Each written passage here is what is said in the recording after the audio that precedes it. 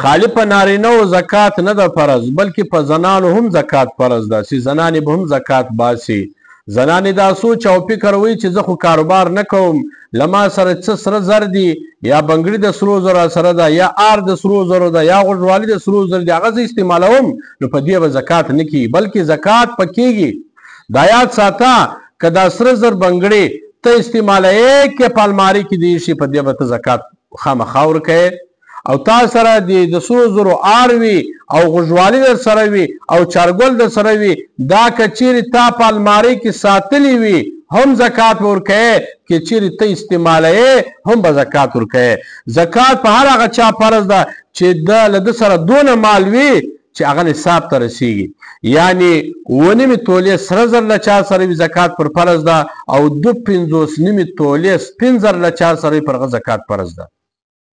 اوس که یو زنانه وي له هغه سره 9 تولې سره زر نه وي او لږ وي او هغه سره بیا څه پیسې وي، یو داسې نور تجارت مال ورسره وي یا نور داسې شی ورسره وي، نو چې هغه 52 تولې سپین زر ته نصاب ورسېدی نو زکات پر فرض ده. ښځه دا فکر او سوچ کوي چې زه استعمالوم دا سونا دا سره زر دا سپین زر زه استعمالوم، نو په دې به زکات نه کېږي. نبي علیه الصلاة والسلام ته یو زنانه راله، دغه زنانې سره لور هم ورسره وه، نو چې د لور یې په لاسو باندې 2 غټ غټ بنګړي وو، نو نبي علیه الصلاة والسلام ورته وفرمیل وایي د دغه زکات باسې؟ زنانې ورته وویل نه باسم. نو نبي علیه الصلاة والسلام ورته وفرمیل چې په ورځ د قیامت الله جل جلاله دغه د سرو زرو بنګړي په اور در بدل کړي نو ستا به خوښ وي؟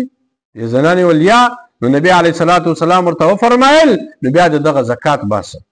نو ګوره په استعمال شي باندې چې کوم د سره زر بنګړي دي که ستا په لاس وي یا چارګل وي ته استعمالوې یا غوږوالي وي ته استعمالوې، نو پر دې باندې هم زکات فرض ده.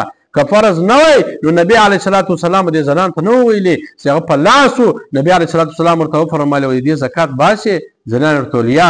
نبي علیه الصلاة والسلام ورته وفرمیل وایي ته دا خوښوې چې دغه د سرو زرو بنګړي دې په اور در بدل شي؟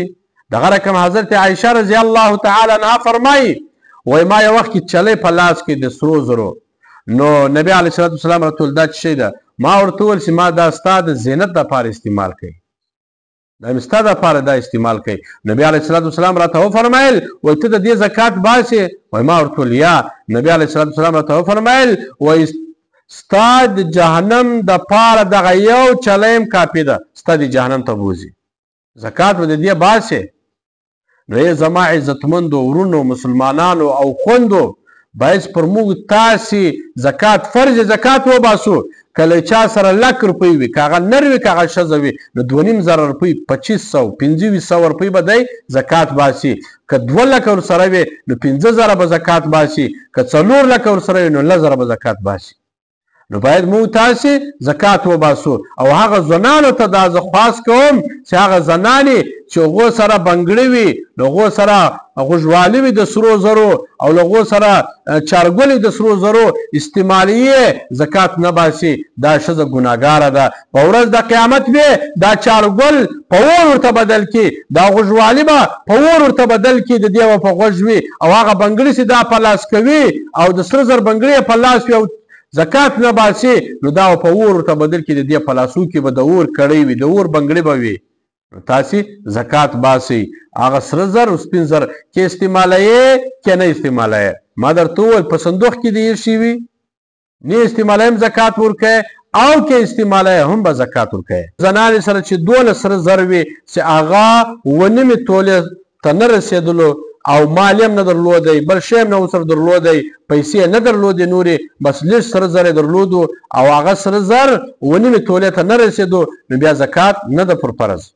ها دا یاد ساته که چیرې لږ سره زر یې درلودو او نورې بیا بل څه پیسې ورسره درلودې، یا یې تر استعمال زیاتې کپړې درلودې یا نور سنډلانو چمپلانو یا بل شی زیات درلودو هلته ایښي وو، یا د کاروبار دپاره یو شیان جوړول خرڅول یې هغه مال ورته پروت و، نو بیا دا ټول را ټوټل کې 52 توله سپین زر ځینې جوړېدو نصاب هغه ته رسېدی، بیا زکات پر دې زنانې فرض ده.